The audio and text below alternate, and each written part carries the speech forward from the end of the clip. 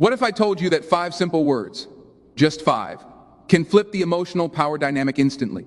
Not begging, not chasing, not explaining. 5 words that quietly spark curiosity, trigger pursuit, and make him lean in instead of pulling away. Most people text too much too fast and from fear, but attraction doesn't grow from effort. It grows from space, confidence, and emotional intrigue. Today I'll show you why these 5 words work, how to use them correctly, and how they make him feel something he can't ignore. Neediness is not about wanting someone. It's about leaking fear through communication. When a person feels emotionally uncertain, that uncertainty almost always slips into their words, timing, and tone. Long messages sent too quickly, follow-ups that arrive before the first message is processed, questions that seek reassurance instead of connection. This is where attraction quietly collapses. The 5-word text works because it interrupts that pattern at its root. It removes the emotional spillover that usually exposes insecurity, and in doing so, it immediately shifts how you are perceived. When someone texts from a place of need, they are unconsciously asking the other person to regulate their emotions. That's a heavy burden, even if it's not spoken aloud. Messages like, "Did I do something wrong?" or "Are you still interested?" force the other person into a caretaker role. Attraction does not grow in caretaking energy. It shrinks. "Let me know your plan" carries none of that emotional weight. It does not ask for reassurance. It does not seek validation. It assumes stability, and assumption is powerful. The human brain is exceptionally sensitive to emotional subtext. Even when words are polite, the nervous system of the person reading them picks up on urgency, anxiety, or fear. This is why neediness is often felt before it is understood. The 5-word message strips the interaction of emotional noise. It sounds neutral, grounded, and unbothered. That neutrality creates safety, and safety is far more attractive than intensity driven by fear. Neediness often comes from the belief that silence means loss. When someone doesn't reply immediately, the anxious mind fills the gap with catastrophic stories. The urge to text again is not about communication.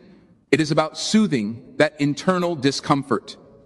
By sending "Let me know your plan," you are signaling that silence does not destabilize you. You are showing that your emotional state is not dependent on constant feedback. This independence is one of the strongest attraction signals there is.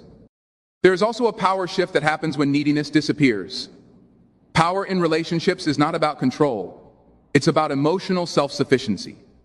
The person who can remain calm without constant reassurance naturally holds more emotional gravity. This message places you in that position without announcing it. You are not saying, "I'm confident." You are demonstrating it through restraint, which is far more convincing. Many people confuse effort with value.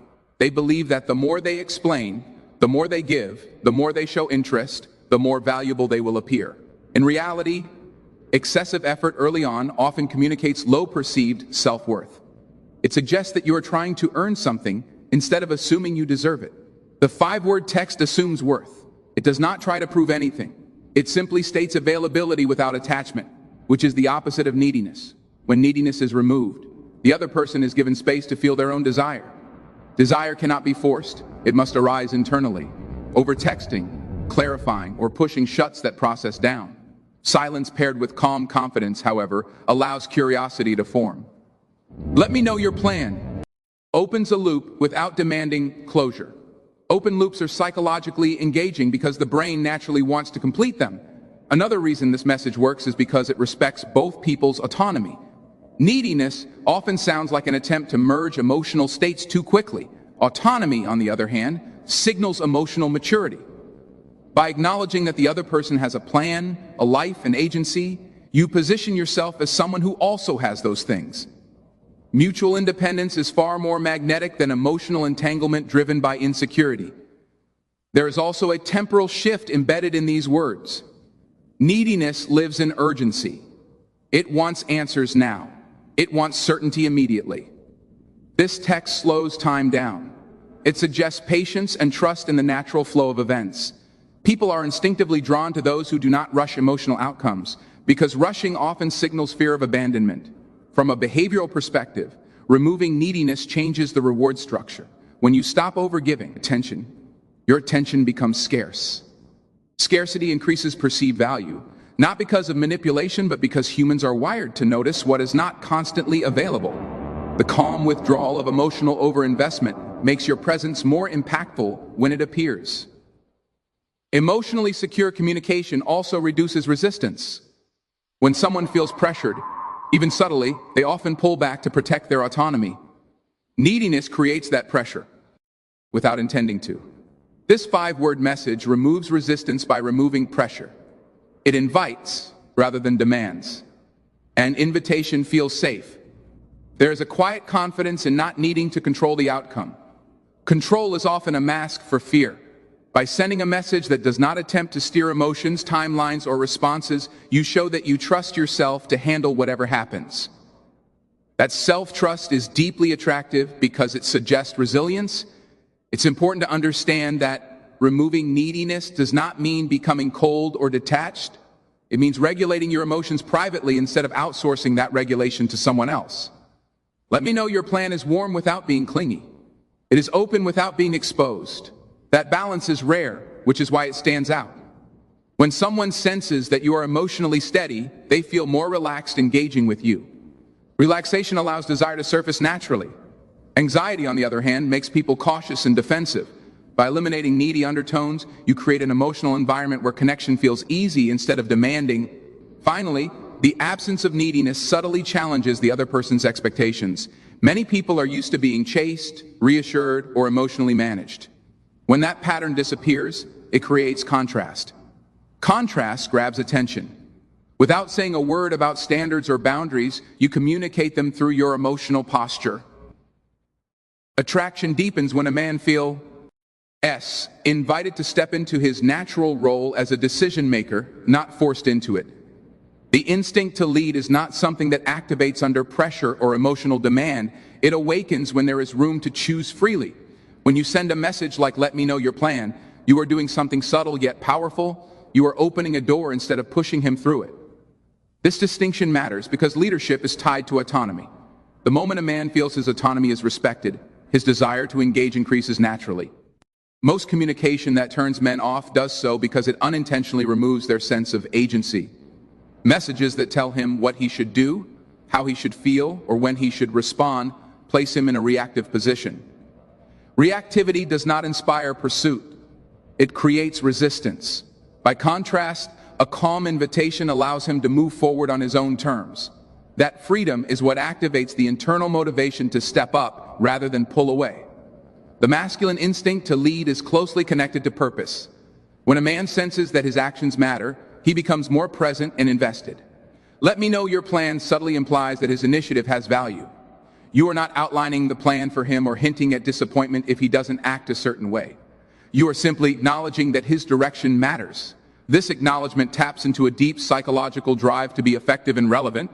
There is also an emotional relief that comes with being allowed to lead rather than being managed. Many men experience pressure in dating when they feel they must constantly reassure or explain themselves. This emotional labor drains desire. A message that does not demand emotional output allows him to relax. Relaxation creates space for attraction to reemerge. When a man feels relaxed, he is far more likely to pursue than when he feels monitored. Leadership is not about dominance, it is about responsibility. When you communicate in a way that suggests you trust him to take responsibility for his choices, you elevate his role in the dynamic. Trust is a powerful aphrodisiac because it signals respect. Respect fuels attraction in a way that approval-seeking never can. This text communicates trust without needing to say it explicitly. Another layer of why this works is that it removes the fear of failure. When expectations are unspoken but heavy, a man may hesitate to act because he's afraid of doing the wrong thing. Clear yet relaxed communication removes that fear. You are not testing him. You are not setting a trap. You are simply open. Openness invites action because it lowers emotional risk. The absence of urgency in these words is also critical.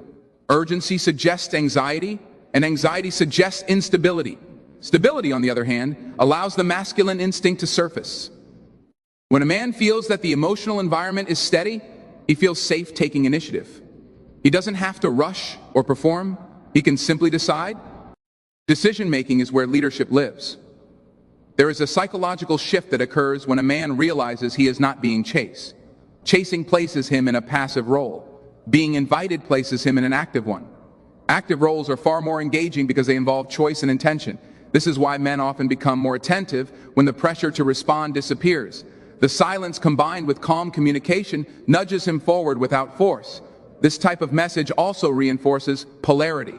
Polarity thrives on complementary energies rather than mirrored ones. When you are grounded and receptive rather than anxious and directive, you create a space where masculine energy can rise naturally. Polarity does not require exaggerated behavior. It requires emotional alignment. Calm receptivity is one of the strongest ways to encourage leadership without manipulation.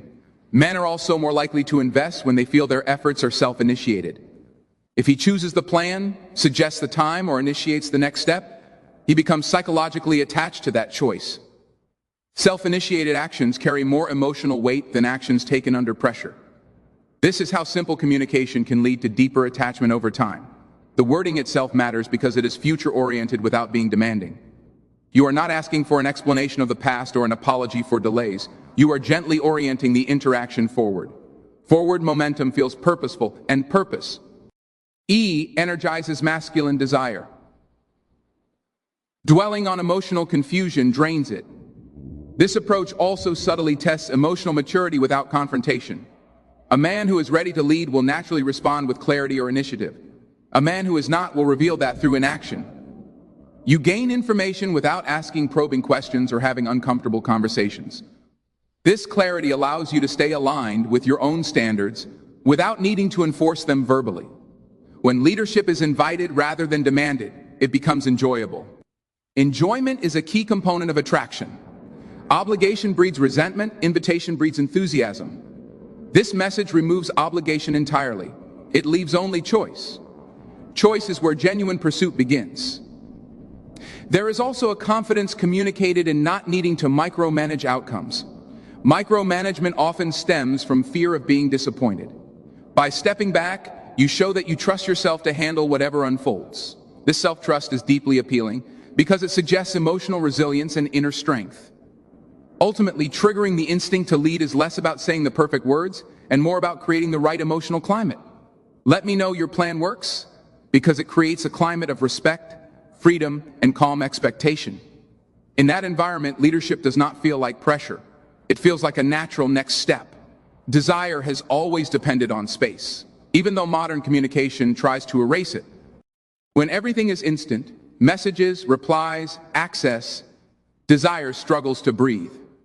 Emotional space is not distance for punishment, it is distance that allows imagination to activate. When you constantly explain, update, reassure, or check in, you remove the mystery that fuels attraction. The power of let me know your plan lies in how it quietly restores that space without announcing withdrawal or creating conflict. Emotional space allows the other person to feel rather than react. When someone is constantly receiving messages, they stay in response mode. Response mode is mechanical. It is obligation-driven. Feeling mode, however, requires quiet. It requires pauses where the mind wanders and emotions surface on their own. By stepping back emotionally, you allow him to shift from reacting to noticing. And noticing is where attraction begins. Many people fear that space will cause disconnection, but the opposite is often true. Space reveals interest, it does not destroy it. When interest is real, space intensifies it. When interest is weak, space exposes it. This clarity is valuable because it removes confusion and emotional guessing. Creating space is not a gamble, it is a truth teller. When you stop filling silence with words, silence becomes communicative. Silence says, I am grounded. It says, I trust the process. It says, I am not trying to control your behavior. These messages are felt more strongly than anything that could be written. Emotional space allows the essay unspoken signals to land without interference. Desire is closely tied to anticipation. Anticipation cannot exist when everything is immediately available. If he knows you will always respond instantly, always clarify, always smooth things over, there is nothing to anticipate. When you allow space, anticipation naturally forms. He begins to wonder when he'll hear from you, what you're doing, and whether he should make the next move. Curiosity is born in absence, not presence. Another reason space builds desire is because it shifts focus inward. When you are constantly present, the focus stays on you. When you step back, the focus turns inward for him. He begins to check his own feelings. He notices whether he misses you. He becomes aware of your absence, and awareness is the seed of longing. Longing cannot be forced, it must be discovered. Emotional space also breaks unhealthy attachment loops. When communication becomes a cycle of reassurance and response, both people become dependent on the interaction itself rather than the connection. Space interrupts that cycle. It allows emotions to reset and reorient toward genuine desire rather than habit. What remains after the reset is far more honest. From a neurological perspective, space activates the reward system. The brain releases dopamine not from constant reward, but from intermittent reward. When attention is predictable, dopamine drops. When attention is uncertain but safe, dopamine rises. By reducing emotional availability, without removing warmth, you create the conditions for that reward system to activate. Space also signals emotional maturity. Emotionally mature individuals do not panic in gaps. They do not assume abandonment or rejection. They allow interactions to breathe. This maturity is deeply attractive because it suggests stability and self-control. People are drawn to those who can tolerate uncertainty without collapsing into anxiety. When you create space, you also stop performing emotional labor for the other person. Overcommunication often means you are carrying the emotional momentum alone. Space forces balance. He must decide whether to step forward or remain still. That decision reveals investment far more clearly than words ever could. Desire grows when effort is mutual, not one-sided. Emotional space invites reciprocity. It removes the safety net of knowing you will always reach out first. This gentle removal encourages action. Action taken voluntarily creates emotional ownership, and emotional ownership leads to pursuit. Space is also where imagination thrives. When you are not constantly explaining yourself, he fills in the blanks. And people often fill blanks with idealized images rather than neutral ones. The mind tends to romanticize what it does not fully have access to. This is not manipulation. It is a natural psychological process. Another subtle effect of space is that it recenters you in your own life. When you are not over-focused on messaging, you naturally redirect energy toward yourself. This shift in energy is felt even without words. People are drawn to those who are engaged in their own lives because that engagement signals abundance rather than scarcity. Emotional space does not mean emotional coldness. It means emotional containment. You are still open, still warm, still receptive, but not leaking emotion in every interaction. Containment creates intrigue because it suggests depth. Depth invites exploration, and exploration fuels desire. Over time, space trains the dynamic. It teaches him that access to you is earned through presence and intention, not assumed through convenience. This sets a foundation where desire can grow sustainably rather than burning out quickly. Desire that grows in space lasts longer because it is rooted in choice, not pressure. Ultimately, emotional space transforms the interaction from something managed to something organic. You are no longer directing the flow, you are allowing it. Allowing does not weaken attraction, it strengthens it. When desire is free to move on its own, it naturally moves toward what feels calm, confident, and slightly out of reach. High value is not something that can be announced. It can only be perceived. The moment someone tries to explain their worth, they unintentionally lower it. True value communicates itself through behavior, boundaries, and emotional posture. When you send a short, grounded message like, "Let me know your plan," you are not stating confidence. You are embodying it. This embodiment is what makes the message powerful, because people believe what they experience, not what they are told. Most people associate high value with visibility, being impressive, being desirable, being constantly noticed. In reality, high value is often quiet. It does not compete for attention because it assumes attention will come. This assumption changes everything about how you communicate. Your words become fewer, calmer, and more intentional. That restraint alone signals that your time and energy are valuable. Over-explaining is one of the fastest ways to erode perceived value. When someone explains too much, it suggests they are afraid of being misunderstood or rejected. Fear leaks into communication through excess detail and justification. A high-value presence does not justify itself. It offers clarity without defense. "Let me know your plan" offers clarity without emotional exposure, which is why it lands with such authority. High-value positioning also involves trust. Trust in yourself and trust in the other person. When you trust yourself, you do not rush to secure outcomes. When you trust the other person, you allow them to show up without micromanagement. This mutual trust elevates the interaction. It creates an atmosphere where effort feels voluntary rather than extracted. There is also a psychological contrast at play. Many people are used to emotional intensity, long texts, and constant availability. When you break that pattern with calm minimalism, you immediately stand out. Contrast sharpens perception. Without trying to be different, you become memorable simply by not over-functioning emotionally. High value is closely tied to self-regulation. Someone who can regulate their emotions privately is perceived as strong, stable, and secure. This regulation shows up in what you don't say. By choosing not to express anxiety, impatience, or insecurity through text, you demonstrate emotional mastery. Emotional mastery is one of the most attractive traits because it promises safety. Another reason this works is because it preserves mystery. Mystery is not secrecy, it is selectivity. You are not hiding who you are revealing yourself gradually. Gradual revelation keeps interest alive. When everything is immediately accessible, curiosity fades. High-value individuals understand that pacing is part of that traction. The message also subtly communicates abundance. Abundance does not mean having many options. It means not acting as if one outcome determines your worth. When you communicate without attachment to a specific response, you signal that your life is full and meaningful regardless of what happens next. This signal is felt instantly and deeply. High-value energy also avoids emotional bargaining.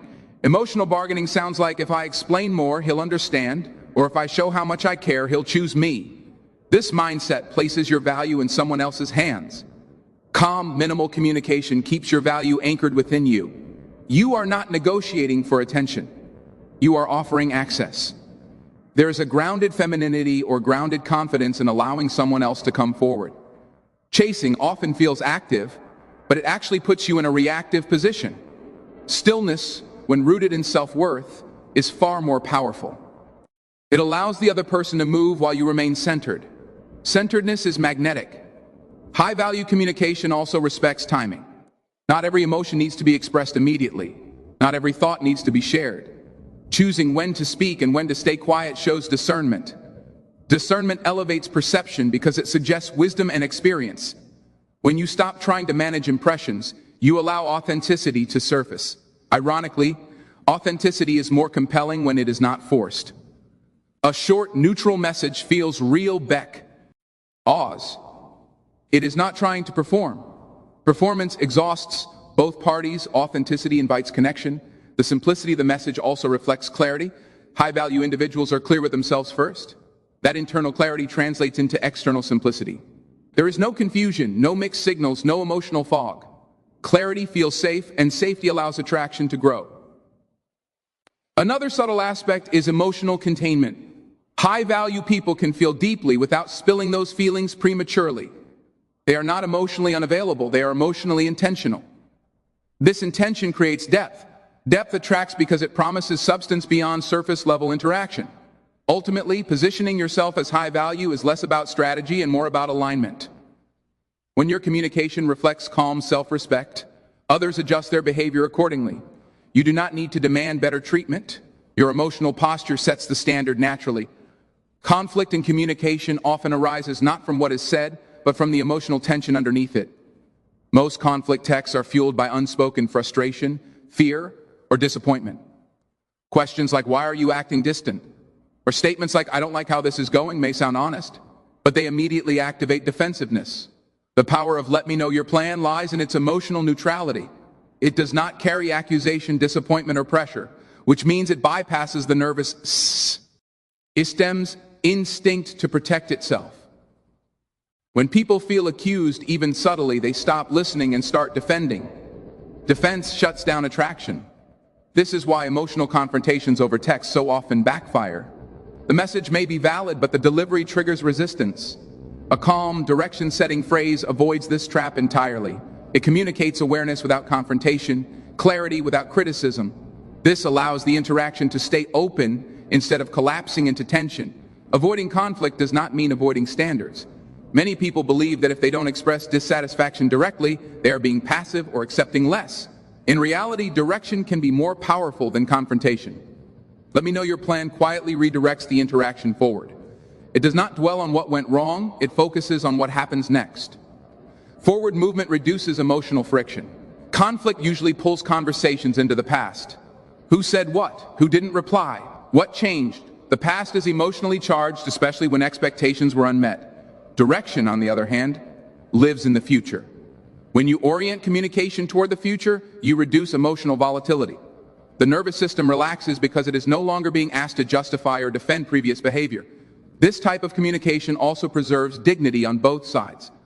Confrontational texts often put one person in a superior position and the other in an inferior one, even when unintentional. That imbalance creates discomfort. A neutral, directional message keeps both people emotionally equal. Equality feels respectful, and respect keeps attraction intact even during uncertainty. Another reason this approach avoids conflict is because it removes emotional interpretation. Emotional language invites interpretation, and interpretation invites misunderstanding. Calm, simple language leaves very little room for misreading tone or intention. The clearer the message, the less likely it is to spark unnecessary emotional reactions. Direction without conflict also prevents escalation. One emotionally charged message often leads to another, and soon the conversation becomes a cycle of explanation and justification. This cycle rarely produces resolution, it produces exhaustion. By keeping communication grounded and minimal, you stop escalation before it begins. The interaction remains light enough for attraction to survive. There is also an element of emotional leadership in this approach. Emotional leadership does not mean controlling the conversation, it means stabilizing it. When one person remains calm and focused on direction, the entire dynamic settles. Calmness is contagious. It invites the other person to meet you at that level rather than pulling you into emotional chaos.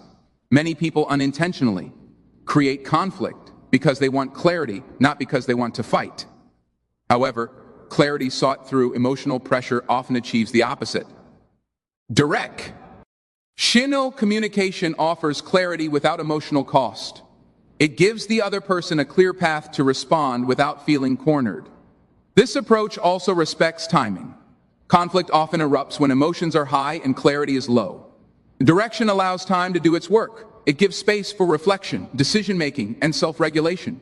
When someone responds after choosing rather than reacting, the quality of the interaction improves dramatically. Avoiding conflict through direction also protects your own emotional energy. Emotional confrontations require recovery. They linger mentally and emotionally. Calm redirection, by contrast, leaves you centered. You are not drained, overexposed, or regretful about what you said. Emotional containment preserves your sense of self-respect. Direction-based communication subtly sets boundaries without announcing them. You are not saying, "I won't tolerate this," but you are implying that movement and intention are required for access to you. This implication is often more effective than explicit boundary setting early on because it feels natural rather than enforced. Another important aspect is that direction invites responsibility without assigning blame.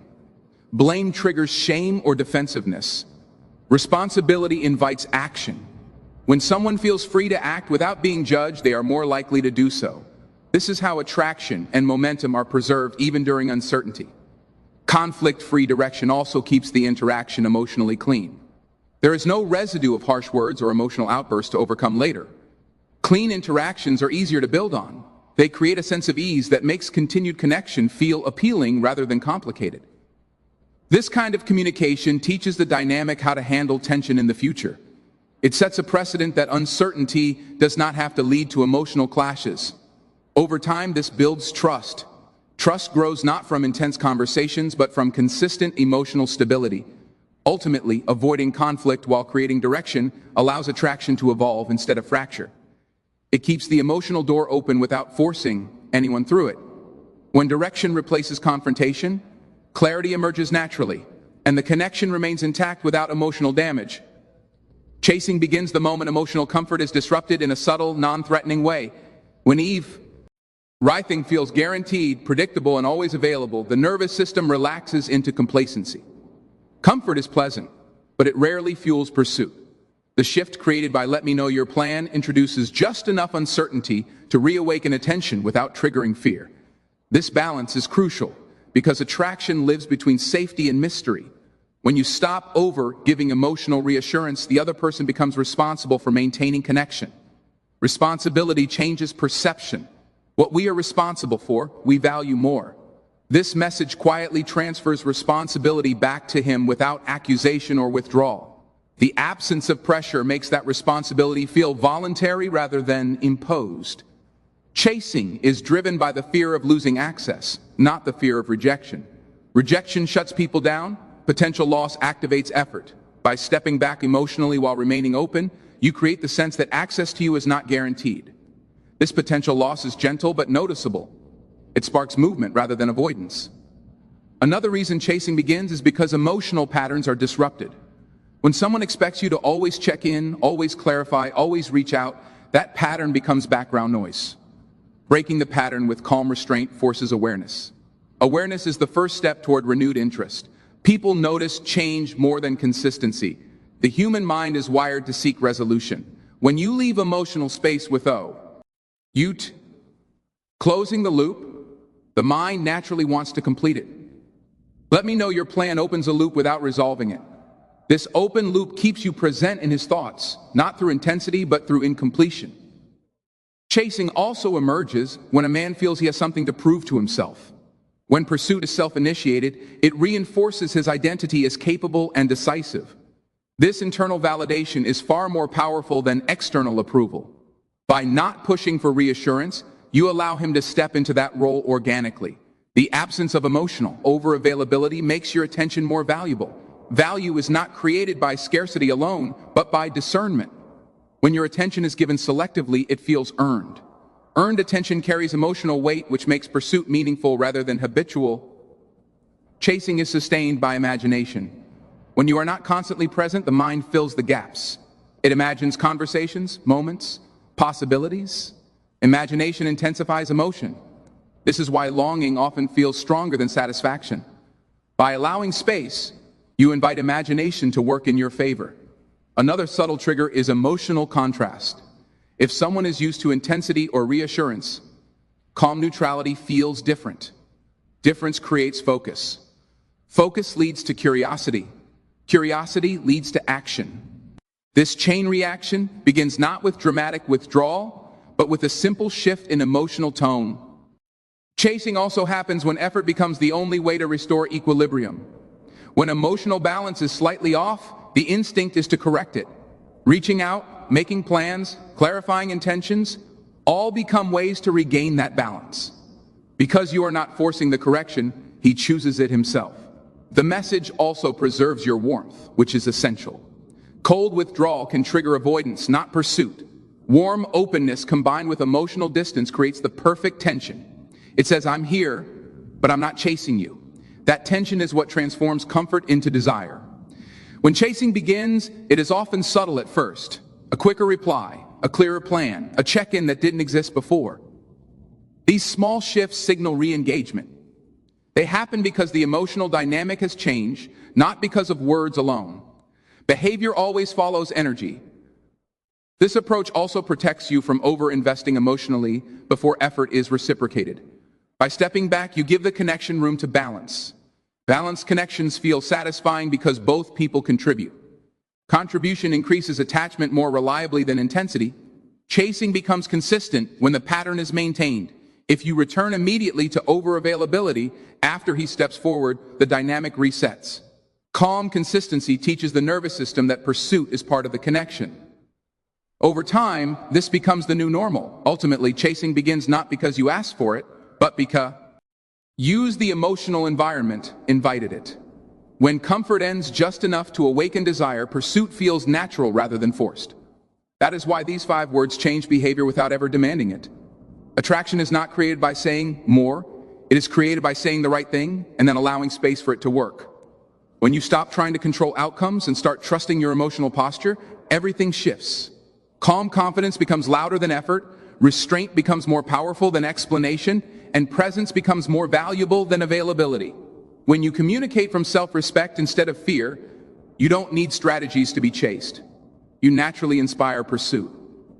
What changes his behavior is not manipulation, pressure, or emotional intensity, but the quiet realization that access to you is earned through intention. In the end, the strongest power you hold is not in what you send, but in what you no longer give away too easily.